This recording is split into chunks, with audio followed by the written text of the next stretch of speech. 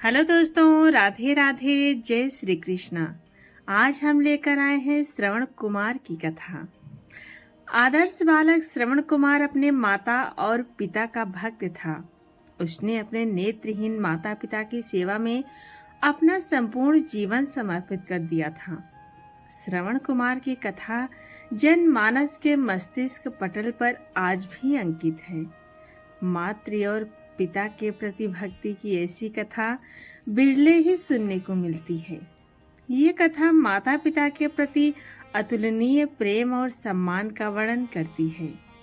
श्रवण कुमार ने अपना संपूर्ण जीवन माता और पिता की सेवा शुश्रूषा में समर्पित कर दिया और मृत्यु पर्यंत उनकी सेवा करते रहे। अपनी इसी मातृ और पितृ भक्ति के कारण वो अमर हो गए। श्रवण कुमार का वर्णन वाल्मीकि रामायण के 64वें अध्याय में मिलता है। श्रवण कुमार शांतनु नामक एक साधु के पुत्र थे।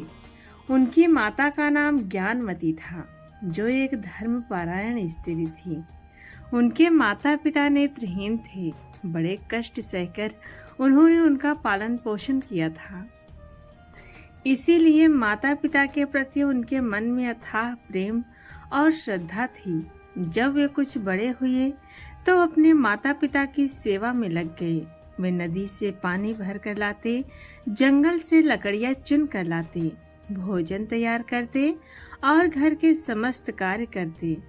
माता पिता की सेवा करना वे अपना परम धर्म मानते थे। विवाह योग्य होने पर माता पिता द्वारा उनका विवाह करवा दिया गया, किंतु जिस स्त्री से उनका विवाह हुआ वो श्रवण कुमार के नेत्रहीन माता पिता को बोझ स्वरूप मानती थी। वो दिखावे मात्र के लिए श्रवण कुमार के समक्ष माता पिता की सेवा करती और पीठ पीछे उनसे बुरा व्यवहार करती। जब श्रवण कुमार को इस विषय में ज्ञात हुआ तो उन्होंने अपनी पत्नी को फटकार लगाई। तब रोट कर वो अपने मायके चली गई और कभी वापस नहीं आई। पत्नी के जाने के बाद श्रवण कुमार ने अपने माता पिता को कभी कोई दुख नहीं पहुंचने दिया। समय के साथ श्रवण कुमार के माता पिता वृद्ध हो चले थे। उनकी इच्छा मृत्यु पूर्व तीर्थ यात्रा पर जाने की थी। एक दिन उन्होंने अपनी इच्छा श्रवण कुमार को बताई तो श्रवण कुमार उनकी इस इच्छा की पूर्ति की तैयारियों में लग गए। 2 बड़ी टोकरियों को एक मजबूत लकड़ी के दोनों छोर पर बांधकर उन्होंने कांवड़ तैयार किया। एक टोकरी में अपने पिता को बैठाया और एक में माता को। फिर उस कांवड़ को अपने कंधों में लाद कर वे विभिन्न तीर्थों की यात्रा पर निकल गए। वे अपने माता पिता को काशी, गया, प्रयागराज जैसे कई तीर्थ स्थलों पर ले गए। तीर्थ स्थानों का वर्णन कर वे अपने माता पिता को सुनाया करते थे। इस तरह उनके नेत्रहीन माता पिता उनकी आंखों से तीर्थ दर्शन करने लगे। एक संध्या श्रवण कुमार कांवड़ लेकर एक वन से प्रस्थान कर रहे थे।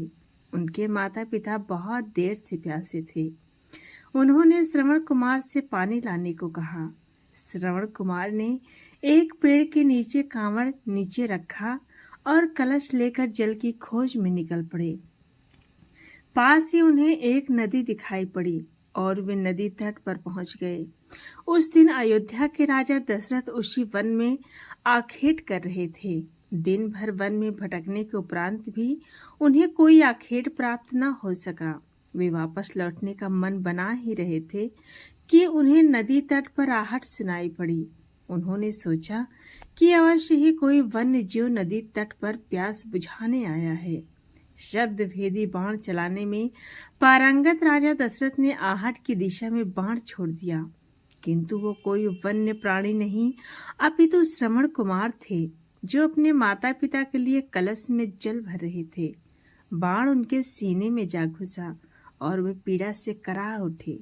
ये कराह सुनकर राजा दशरथ को अपनी त्रुटि का भान हुआ और वे नदी के तट पर पहुंचे।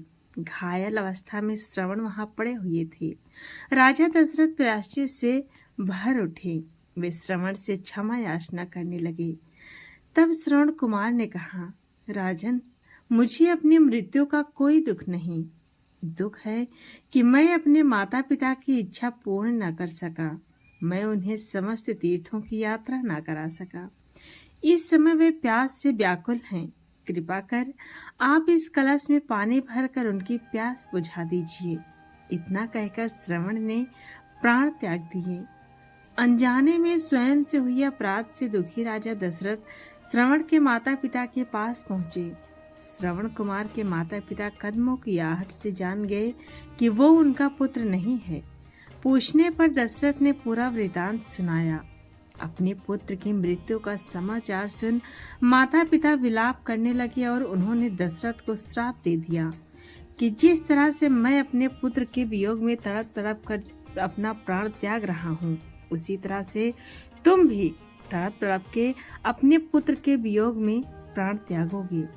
इस श्राप के कारण राजा दशरथ को तब पुत्र वियोग भोगना पड़ा जब मर्यादा पुरुषोत्तम भगवान श्री राम 14 वर्ष के वनवास के लिए चले गए। पुत्र वियोग में तड़पते हुए ही राजा दशरथ ने अपने प्राण त्याग दिए। तो दोस्तों, ये रही श्रवण कुमार की कथा।